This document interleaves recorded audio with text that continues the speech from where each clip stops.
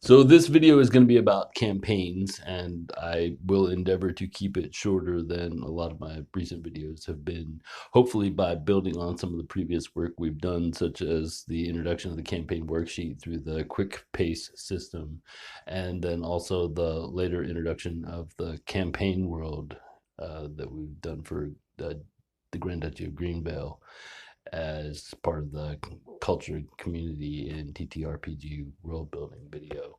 And I'll make links available to both of those and some of the supporting documents down in the video description. So where we want to start off is just do some quick definitions about the nature of adventure trips and also campaigns, not just the idea of the campaign that was imported into role-playing games from its wargaming origins, but also that the idea of the campaign was drawn from military science, and that's how it became part of wargaming originally.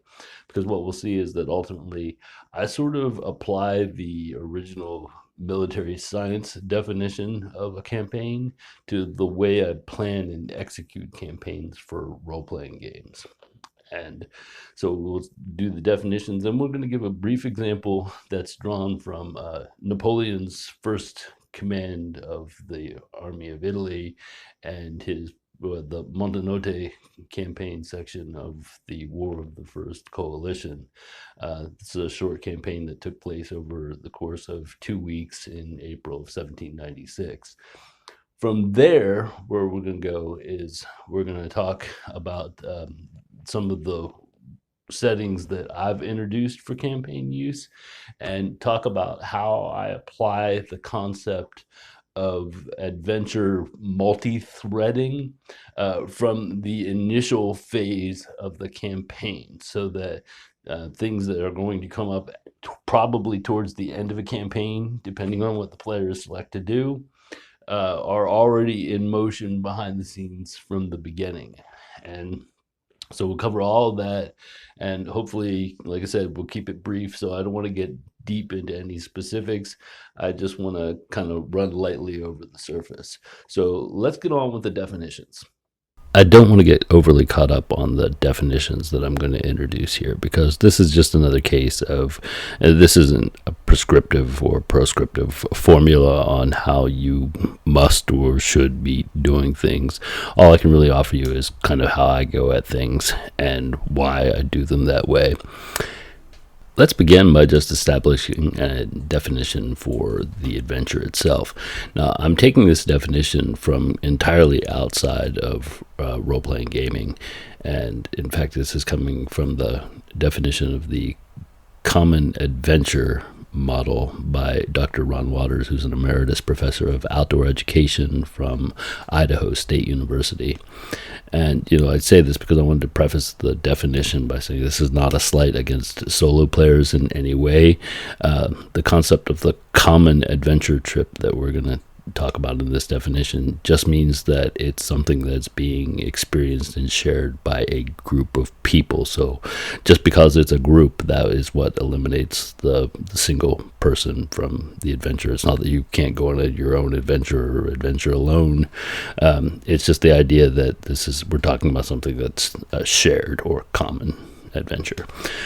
So the definition then would be a common adventure trip is two or more individuals working cooperatively for common goals and sharing expenses, decision-making, and responsibilities as equitably as possible. And while that is coming from completely outside tabletop role-playing games, I still think that's a pretty good summary of what we expect to share with each other as players through an adventure. And then we look at maybe a series of adventures and start thinking about the campaign. So I wanted to talk about the definition of a military campaign, and we'll just call that briefly a series of military operations, which are often kind of reductively called battles or summarized in terms of one battle to the next in historical warfare.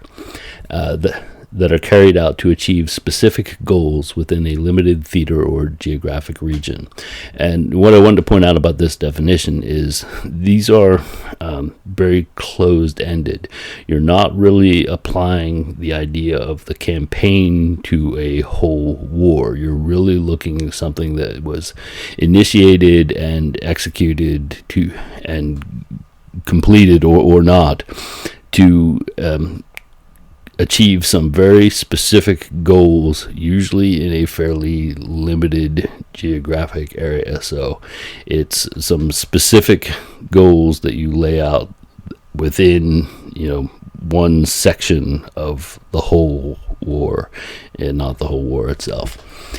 And so then kind of this definition of a game campaign that we get from wargaming originally, and then carried through into the idea of game campaigns. And this will also touch on the time involved too, because if you listen to newer players or players playing newer games, sometimes you'll hear them say that a campaign is only lasting several sessions, and by several I mean 4 to 7. Although, it might be a dozen or something like that. But the idea is that there's shorter length of campaign from beginning to end. Whereas with a lot of older players, you'll even hear an extreme people who are saying, I'm still playing the same campaign after 30 or 40 years. And so it becomes a matter of, well, there's a continuity of players or characters, sure, but it's really that continuity of these events that went on within a campaign setting.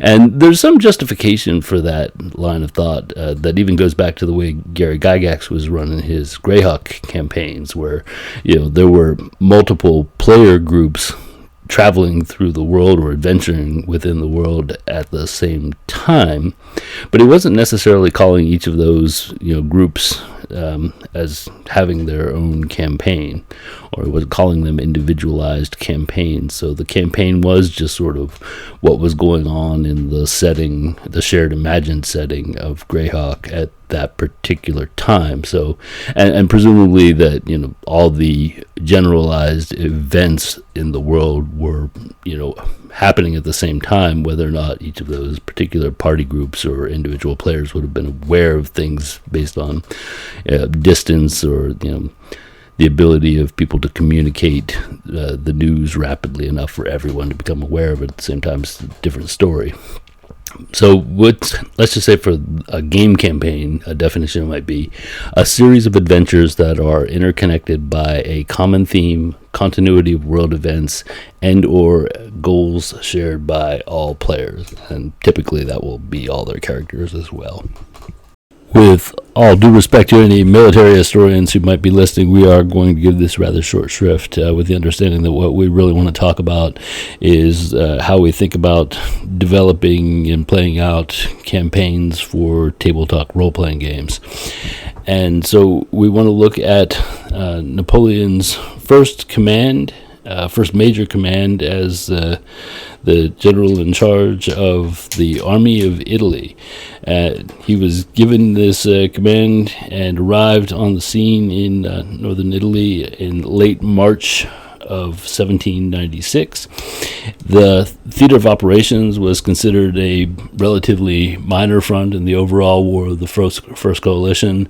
The crossing of the Rhine, the area kind of north of where Switzerland is, it was considered the principal major theaters of operation going towards the Holy Roman Empire, or the German principalities of Prussia and the Austrian Empire on that side, but also north into what is now Belgium and the Netherlands. But anyway, the crossing of the Rhine was the major front, and then Napoleon's giving command to this Army of Italy, which had been left to deteriorate into relatively poor conditions. During the early days of the war, like 1792, there had been as many as 100,000 troops available to the Army of Italy, and that had dwindled due to mismanagement, poor supply. Basically, there were a number of, even a few years before this period that we're going to talk about, there were probably about 60,000 troops, maybe a little bit more, available to Napoleon. He still actually had those numbers on the books, but by the time he actually gets there in late March to take command, there's really only about 38,000 troops and 60 guns available for him to work with immediately. And he's kind of looking on the other side where the Allies are, we'll just say the Austrian army under the command of Beaulieu with about 30,000 troops, and then the Kingdom of Piedmont and Sardinia's army under the command of Lieutenant Field Marshal Colley, and they have about 25,000 troops. So it's 38,000 versus 55,000. And Napoleon really has these kind of three major objectives. One, he's very much seen as a political appointment without a great deal of experience in command. And so his major generals, primarily Serre and Augereau and Messina, were all kind of resistant to the idea of him being put in charge of them. They each felt that they had more command experience and should probably have been given the command of the Army of Italy themselves. He also had the problem to deal with winning over the troops who had, like I said, been mismanaged, so that they hadn't been paid in years. Many of them were poorly supplied. They didn't have things like boots and weapons. And there was also kind of a lot of illness that had run rampant. So essentially this Army of Italy had been left to wither. It had not been taken care of and supported the way it should have been. It also wasn't being given any kind of field activities. So if you've got a lot of troops encamped, but you're not doing anything with them, you're not not only not paying them, but you're not using them for any soldierly purpose. They're just sitting there encamped. There's all sorts of problems with disease and just general lassitude that comes with that. And so the army itself was just not in a good state. So he needed to win back the support of his troops as well as his generals. And he also had the major kind of geographical need of gaining control of good port facilities on the Mediterranean, because the French supply lines and foreign trade were being compromised by the presence and superiority of the British Navy operating in this area of the Mediterranean out of the port of Genoa. And so they also had control of the city of Genoa as well. And so most people assumed that Napoleon's first course of action would be to acquire Genoa, as everybody knew he needed good port facilities. And so Beaulieu moved the Austrian army to attack at Voltri on the 10th of April as a sort of preemptive move when he understood that Napoleon was starting to mass troops at Savona, and just made the assumption that he was going to go for Genoa. Of course, there was little to no resistance at Voltri, and so the Austrian or Holy Roman Empire took that and gained control of it, no problem. However, Napoleon's plans were far different than the idea of taking Genoa. He was actually thinking about moving two columns, one against the hilltop fortress at Montenotte, and a second column that he was moving towards Dago at the time. And his idea was to drive a wedge between these two allies who were never really on the best of terms. They had had some competitiveness between them prior to the commencement of the war, and even I guess in the early days of the War of the First Coalition, their old rivalries were still present in the minds of the soldiers and the commanding officers. And so Napoleon really looked at taking Dago particularly as a way to drive this physical wedge and kind of inhibit the ability for them to communicate and support each other. And this would actually come to fruition in the sense that he was able to take Monteneggino and Montenotte, and that town is, of course, what this campaign's named for, and went and took at Dago on the 14th of April, was able to take it that day. He started moving southwards with most of Messina's column towards Bellissimo, and that was that was one of his mistakes early on, because the Dago was actually relieved then by an Austrian general named maybe he was a colonel, but Vukocevic, and he has his troops retake Dago, and so Napoleon has to turn around in the saddle and take most of Messina's troops with him back to Dago, and on the 15th of April they have to go through the process of retaking it again. But it's also a case where, I'll kind of stop here and dally a bit, because there were opportunities for first the Piedmont Sardinian armies and then the Austrian armies to support the other side. So when Vukocevic is retaking Dago, there were certainly Piedmont Sardinia troops in the area that could have been sent to further reinforce their Austrian allies in retaking the town of Dago, but they didn't show up. And then later, under Argento, he could have rallied his troops at Acqui and kind of marched them back down towards Dago with some reinforcements, and he ultimately doesn't. So this strategy of working this physical wedge and this sort of psychological and emotional wedge between these two allies is already starting to bear fruit at this point.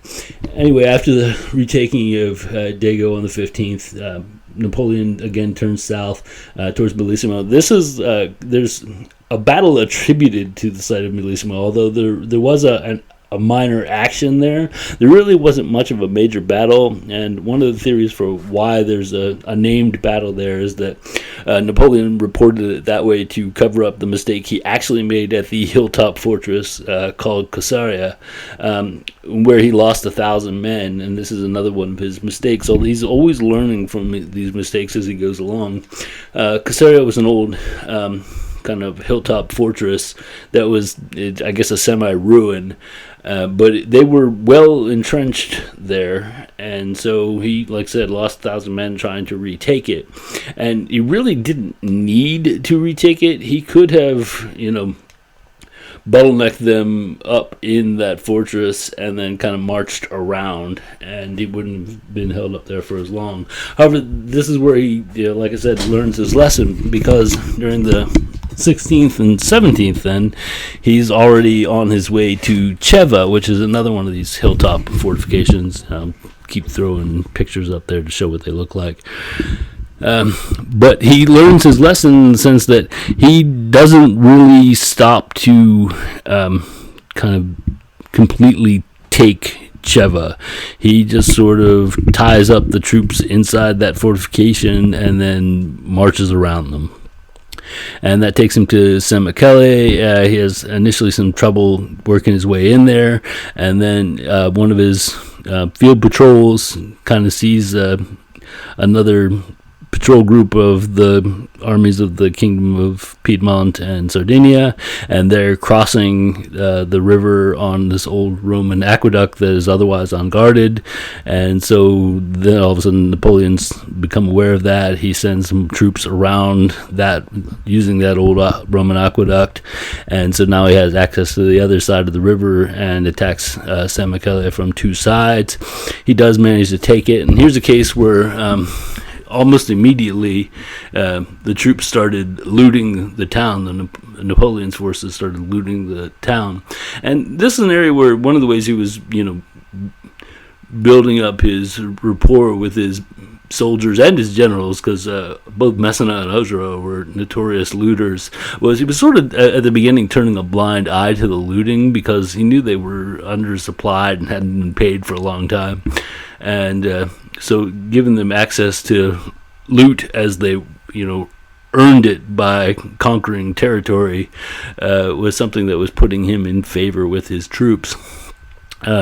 So Lieutenant Field Marshal Colley was, again, an experienced and competent general on the field, but he really never managed to get himself secure. So he, they had to retake San Michele again on the second day. He pulled himself back behind the Tanaro River, hoping to set up another line of defense against Napoleon's advance at Mondovi, but he really never gets secured there, and ultimately has to pull a nighttime retreat where they use the old trick of lighting up a bunch of extra campfires to make it look like the armies camped just on the other side of the river. But Napoleon wasn't fooled by that, and so he kept pushing forward his troops on the advance. And what happens is ultimately Colley's retreats all the way back up to Carrasco, where they fight another battle on the 24th and 25th of April. On the 25th, Napoleon has taken Carrasco, and by the 28th, they've concluded the armistice of Carrasco. And as part of that deal at the end, and it was ultimately made permanent by a later treaty. So it was, at this point, just part of the armistice agreement. But they had to give the French army access to their bridges and free passage through their territories. At that point, the kingdom of Piedmont and Sardinia was considered completely out of the conflict. And they also had to give up, at this point temporarily, but like I said, it did become permanent when it was named part of the treaty, both the Savoie region of what is now the Savoie region of France, Savoy, and also the county of Nice and its port facilities at the city of Nice. And so also throughout this time period, Napoleon managed to pay his troops in hard currency for the first time in years. So he achieved all his goals in this kind of 2-week mini campaign, which was earn the respect and trust of his generals, earn the respect and trust of his troops, and acquire decent port facilities on the Mediterranean. Now, everybody assumed it was going to be Genoa, but it just turned out to be Nice instead.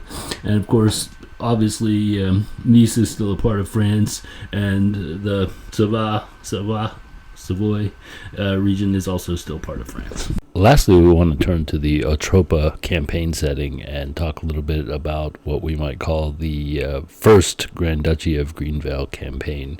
And as that implies, there could well be second campaigns. I think, again, one of the things we want to take away from the discussion of campaign is I really like there to be a kind of bounded and finite set of conditions under which you can achieve a victory, or at least a termination phase of any particular campaign.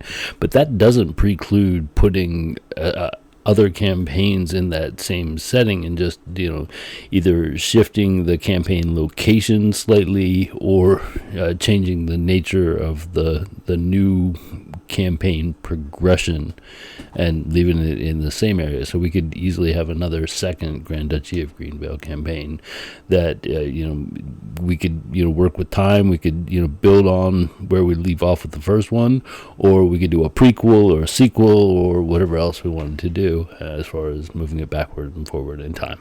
So this shows a little diagram of all the 10 kind of campaign arcs that we developed in the Quick Pace campaign design worksheet video. And I'm not going to go over all of the story elements again because we did a whole video for that.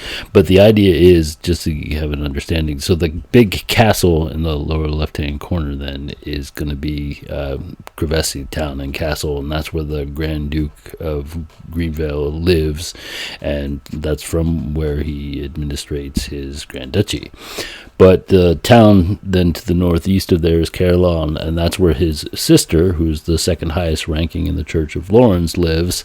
And there's a kind of contest for power between those two. And then the city that's all the way up in the north, Ways Crossing, is where their uncle lives, and he has connections outside of the Grand Duchy because there's a lot of armor and weapons that are being made in that particular city. They're specialized in blacksmithing and armor making and weapon making, and because of that, he's actually got connections where they get their coal from up in the county of Hebhurst, and he also has connections going on in the neighboring kingdom of Normandy, and there's some political intriguing that's going on between all three of them, and they have another relative who's in the little county of Lime Hills in the southeast corner there, and he has connections to the through his marriage to the kingdom of Suvaris, which historically the Grand Duchy was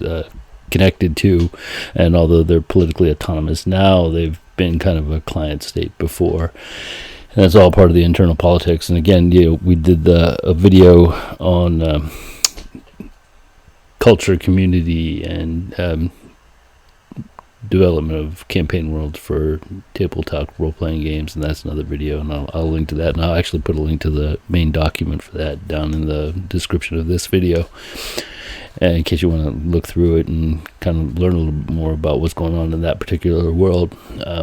So the idea is, if you see all these connections that are going on this map, those are there at the very beginning. So the one that goes off into the mountains in the upper right-hand corner there, that's probably going to be one of the last storylines that's uncovered, and frankly, because it's going on deep in the Underdark, at the very beginning, where all the storylines are going on at the beginning. Only a few of them are kind of able to be apprehended by the starting level characters. That's all that they're potentially ever going to have knowledge of, because there's only so many rumors floating around. The later campaign arcs are there at the beginning of the campaign, but the likelihood of low-level party members becoming privy to what's going on in that particular campaign arc would be very unlikely. Now, if that's the way it plays out, and because those things are going to start having impacts on the world as well. So whether it's the beginning, the intermediate, or the later storylines or campaign arcs, are not really storylines, they're just story elements that kind of I track activities and actions that are going on within those kind of arcs, and that varies according to what the players then choose to do. And so if we have these 10 arcs, one of the things I didn't say in the previous video was, well, how many adventures would that yield? And so now what we want to do is go on to kind of look at, it would be 6 or 7 published modules. In this case, I am going to develop modules for all of them, so we'll get to see that in full eventually. Each of the numbered areas in the diagram being shown here is equivalent to a published module, and so you notice this whole section will eventually be illustrated in greater detail through the 6 modules being shown on the diagram. The first one is a pretty good bet to be the starting point. After all, the new characters won't know much more than what's going on there. They begin outside the castle and town of Crevesi.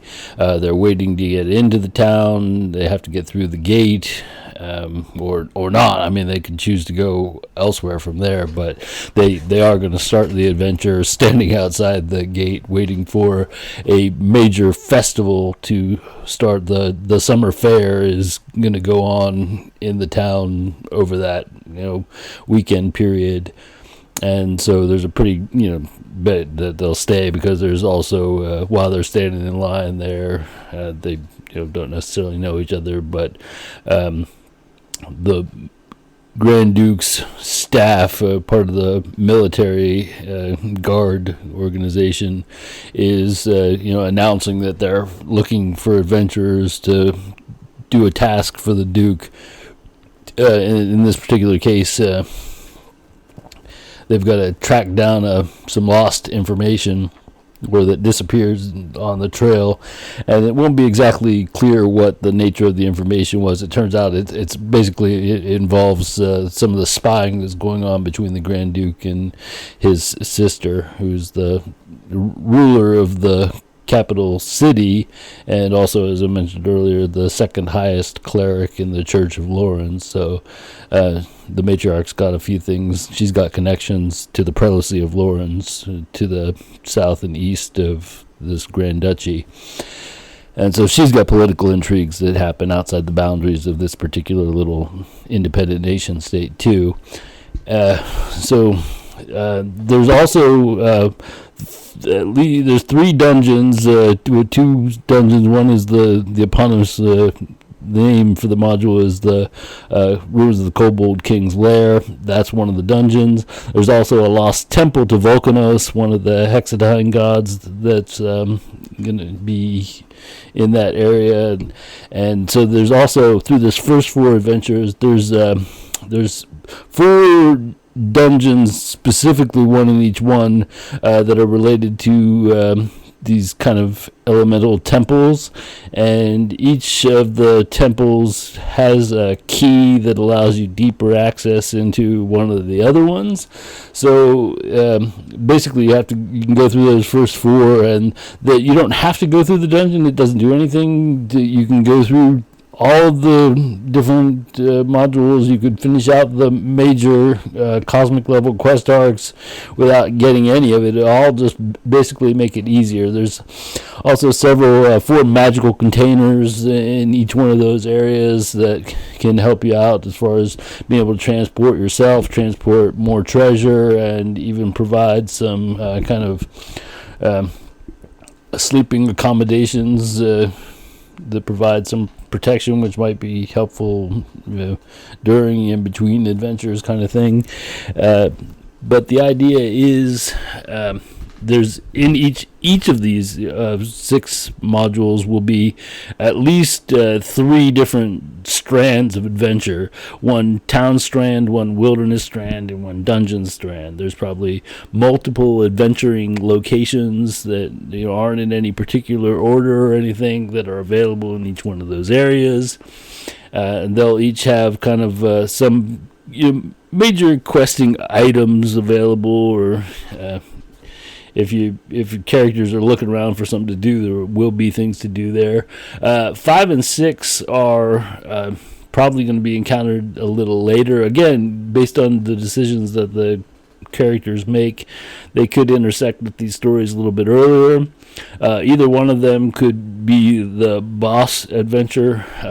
The one in number 5 is partially in the area shown on this diagram, but it will also partially take place in another little independent nation state, also to the south, called the Freehold of Kavaras.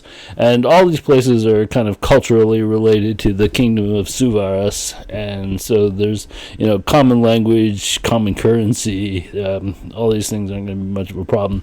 And then number 6 is a wilderness area, but the actual kind of final adventure in that particular quote module is something that's happening in the Underdark, and it's part of what if you go back and look at the video on the quick pace system, what we rolled up randomly generated as far as storylines.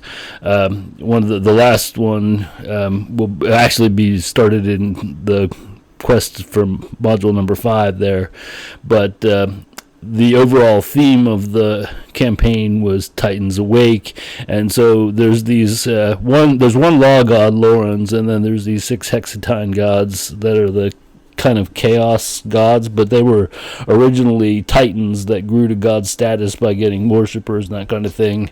And so there's going to be a septine god, and partly it's the actions of what's going on in the Underdark at number 6 that creates the possibility. Now, that's not actually what the quote big bad evil guys are working on, but their little project has as its byproduct the potential to bring into being this septine god. And probably no surprise, that's why it's not numbered here, but the 7th adventure could go either way.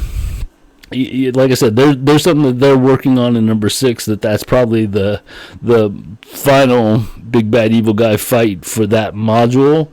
And you also realize there's some international political intriguing going on between the elf and human kingdoms that'll come out in module 5. I don't want to give away too much because eventually we'll give away, put all the modules together. I know what the stories are and the locations are for all of it. I just need to get it all written down and figure out some art for it and that kind of thing before there'll really be a finished product that you could play through, kind of thing. But I'm getting there. I need to embellish parts of it, but it's all pretty fleshed out at this point. I know where it all goes. So I don't want to get too far into that, but there's the idea of how the 10 arcs fit into 6 quests within, or 6 module or adventures. Within each of those modules, there's different strands for like I said, a town adventures, wilderness adventures, and dungeon adventures. And that's going to be true for all the adventures that I write. There's always going to be those 3 strands. There's the ability to do urban or town adventures, so it could be city too. There's always going to be stuff going on in the wilderness, and there's always going to be the potential to find dungeons. I'm not usually going to do one big mega dungeon anywhere, but there'll be multiple dungeon locations. And even when I talk about levels in a dungeon, for instance, there's some stuff going on in the first module that when you find your way to the key in a later module to work your way deeper into one of the dungeon locations from module number 1, it's connected, but it's not like there's a big 1, 2, 3, 4 floor dungeon that stacked right on top of each other. There's interconnections below ground, so technically they are kind of like in levels and interconnected and everything, but they're not really, they were never built as one big 4-floor module, if that makes sense. It's not a mega dungeon in that sense. It's just 4 dungeons that happen to be interconnected, and there's some, they're closed off in some ways, so you have to figure out a, quote, key, not necessarily a physical key for each one of them, but the key would unlock the ability to make progress deeper into that series of dungeons. And then 5, there's no real dungeon. It's almost all, there are little micro dungeons everywhere, and then 6 is primarily, if not a dungeon, and an underground adventure, because it goes deeper into that rugged wilderness terrain. And then the 7th could be any or all of the above. So the final thing I'll say about the way these all work out in these 10 adventure arcs is basically, rather than have them, you don't go through them 1, 2, 3, 4, 5, 6, 7, 8, 9, 10 in sequence like that, but I pull it out and I really think of them in 3 groups: the low, the intermediate, and the high level adventures. They could all potentially be in any of those groups, but they start to fall into place by what information is going to be made available to the characters through the course of play. If you don't give them this information, they probably aren't going to know too much about it, unless you're just having them make stuff up on their own so that they can make up a world as they go. That might be what works for your group. In this case, there's a more substantial world that they're free to make choices in for themselves, but the world itself is sort of being developed by me or by the GM, whoever that might be.